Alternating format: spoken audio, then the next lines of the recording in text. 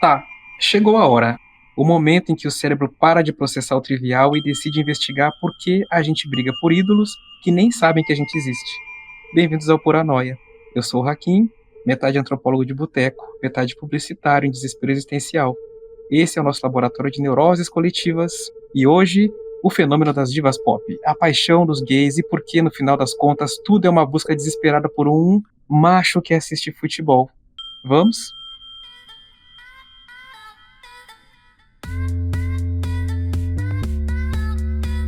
Galera, uma noia que me consome. Por que homens gays defendem tanto divas pop com a mesma ferocidade que um torcedor de futebol defende o Flamengo? Antes de tudo, um aviso necessário. Eu sou um homem bi, pan, casado com um homem gay. A maior parte dos meus amigos são homens gays e eu vejo eles dando a vida, pagando caro pra ir no show dessa ou daquela diva pop, como se estivessem pagando por um transplante de órgão. O bagulho é doido. Eu mesmo gosto muito de algumas divas, tipo, é uma Beyoncé, principalmente na era Destiny Child, cresci vendo Britney no auge, Madonna no Fantástico, Tina Turner, Mariah Carey, Whitney Houston. Aqui no Brasil, então, Alcione, Isa, amo Isa, amo demais a Isa. Jalu, Lineker, Ludmilla, entrando na série das drags agora, Glória Groove, Pablo Vittar, Greg Queen, são muitas. Mas a minha relação é de admiração. Eu nunca me vi despender vários sacrifícios financeiros, geográficos, ou o que quer que seja para assistir a elas, além do que eu realmente poderia pagar. E muito menos brigar por elas. Porque, na boa, elas não precisam de mim para defender elas de nada. Elas estão muito bem, obrigada, na sua mansão. Entendem? Minha noia é tentar entender o que faz o cara entrar em desespero dentro da sua casa porque alguém ressuscitou um vídeo de uma cantora sendo homofóbica anos atrás. Aí a pessoa vai lá e faz um textão, grava vídeos, faz trend. Tudo pra defender a cantora que nem sabe que essa pessoa existe. Às vezes eu fico noiando com esse assunto e vendo de perto e de longe a vida de vários gays. Sei que a história de todos nós, homens da comunidade LGBTQIAPN+, é quase sempre de repressão sexual, repressão do que é considerado feminino em nós para poder ser aceito. Claro, não é fácil. E acho que a mulher diva pop entra nesse lugar de ser alguém que um gay não consegue ou não pode ser. Ou seja, uma figura feminina, poderosa, criativa, livre, envolvente, potente, sexual, muito sexual. As divas pop, acho que não só por uma questão de libertação sexual feminina, mas até por uma imposição do machismo mesmo, exploram bastante sua sexualidade nas performances. Várias dessas artistas já relataram ter que se expor de maneira erótica nas suas apresentações porque é uma, entre aspas, assim, exigência do mercado. Mercado, amiga. Gente, são os machões grandes empresários que querem vender a imagem feminina sempre como altamente sexual. É uma faca de dois gumes. Tem o lado da mulher empoderada, que quer ser livre, mostrar seu corpo, cantar sua sexualidade, mas tem o lado de ser o que os homens poderosos e donos da indústria querem, permitem que elas sejam. Vocês entendem? Tô falando da minha visão de fora de tudo isso, apenas como um espectador. Se você discorda, deixa aqui nos comentários da plataforma onde você está ouvindo, ou vai comentar isso nas minhas redes sociais. Vamos fazer esse debate crescer, beleza? E aí vem o primeiro insight. A diva pop é uma tela em branco da alma reprimida? A gente projeta nela tudo que a sociedade nos proibiu de ser? Estudando teatro, eu aprendi que o artista é para o público uma tela projetiva. Eu pesquisei, tá? É uma ideia que o Antonin Artaud e o Freud explicam bem. Tipo assim, projeção é uma coisa que a gente faz quando não conhece alguém por completo. E a gente não vê a diva pop com dor de barriga, ressaca, mau humor. A gente vê a deusa impecável no palco. O que a gente não vê, a gente preenche com as nossas próprias fantasias, desejos e medos. Então, se o artista é uma tela em branco, os gays estão projetando, primeiro, a feminilidade reprimida, que todos nós, homens da comunidade LGBT, que é a PN+, sofremos, né, uma pressão para reprimir qualquer traço, qualquer comportamento que possa ser lido como feminino, porque isso pode levar a uma violência que a gente possa sofrer. 2. O poder sexual negado. 3. A liberdade inalcançável. Tá fazendo sentido o que eu tô dizendo pra vocês ou isso é só um surto solitário meu? De verdade, porque eu tenho pensado muito o que movimenta tanto os homens gays, principalmente, né? a mover mundos e fundos para defender, para brigar, para enaltecer uma diva pop. E acho que tem outra camada aí. A diva pop é um grande objeto sexual de atração de homens. Então, se você é um homem gay, talvez você queira muito ser um grande objeto de desejo para um outro homem. E que tipo de homem na nossa cultura é o homem ideal? O homem hétero, machão. E do que esse homem gosta? Qual é o objeto de desejo sexual ideal para esse homem? Horas. Uma linda mulher, bem feminina e sexy, como as divas pop. Percebem? Então a diva pop ela é a encarnação de muita coisa que um gay não pode ser. E tudo isso por culpa do machismo que impede os homens de serem livres e sexys à sua maneira. Digo isso não só sobre os homens gays, tá? Os héteros também não são livres para demonstrar afeto, para lidar bem com as suas emoções.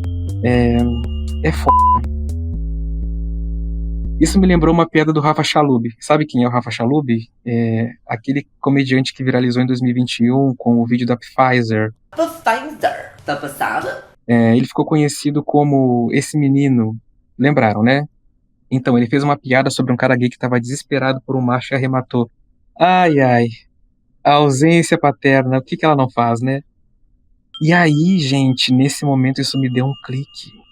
E eu fiquei pensando, se um cara gay cresceu com um pai ausente ou um pai que rejeitou ele, será que essa busca por ser um grande objeto de desejo para um homem, como é uma diva pop, não é, no fundo, uma busca inconsciente pela validação desse pai?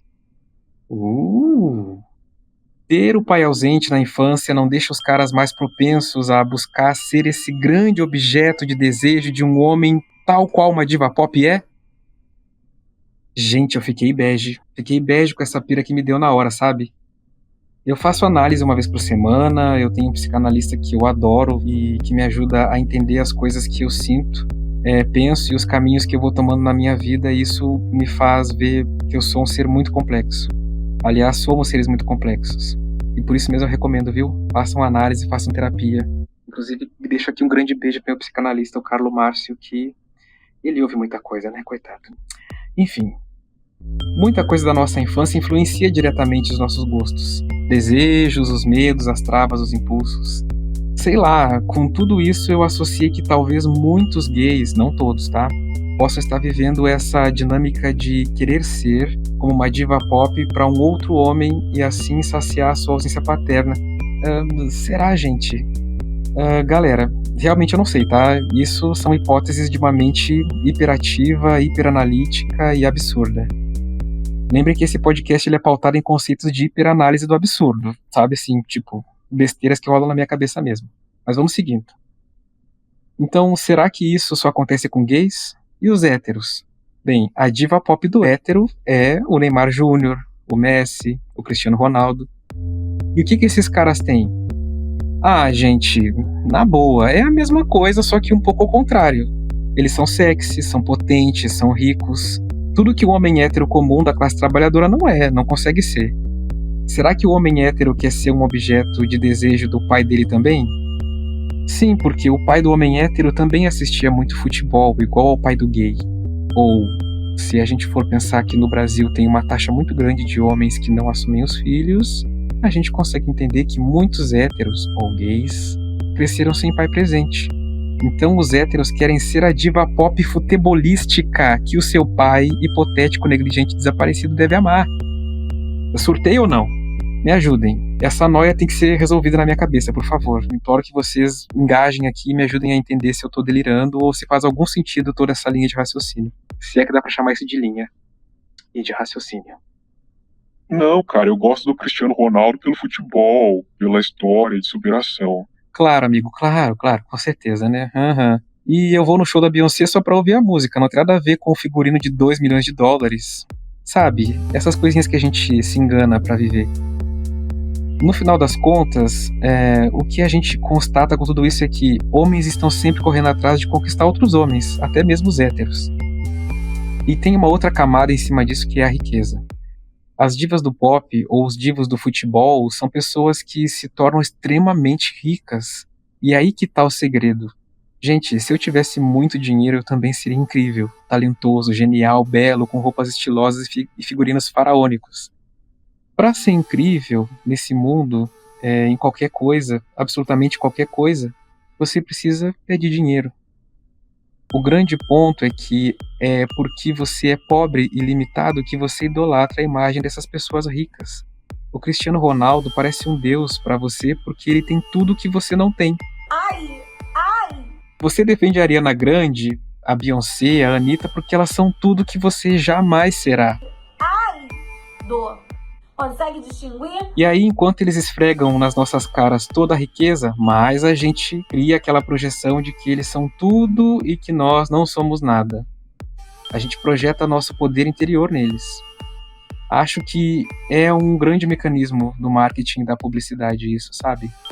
Você gasta montanhas de dinheiro para ver um cara desse jogar, ou pela área VIP do show da diva pop, enquanto não usa esse dinheiro para fazer terapia e parar de dar dinheiro para rico que nem te conhece? Para de ser doida! Sei lá, tô zoando, mas com um pouquinho de verdade, né, gente? Gaste o seu dinheiro para fazer o que quiser, mas pensa sobre tudo isso. Pensa e aí me diz o que você achou. Me ajuda a resolver essa noia. Comenta, discorda, manda esse episódio pro seu amigo fã da Taylor Swift, da Ariana Grande, ou do Neymar e do Cristiano Ronaldo também. Eles vão gostar de saber. Eu vou ficando por aqui e lembrem-se, às vezes o ídolo é só um espelho, e o reflexo que a gente vê diz mais sobre a gente do que sobre ele. Então, desperte a Beyoncé adormecida que é dentro de você. É isso. Um beijo da Anitta.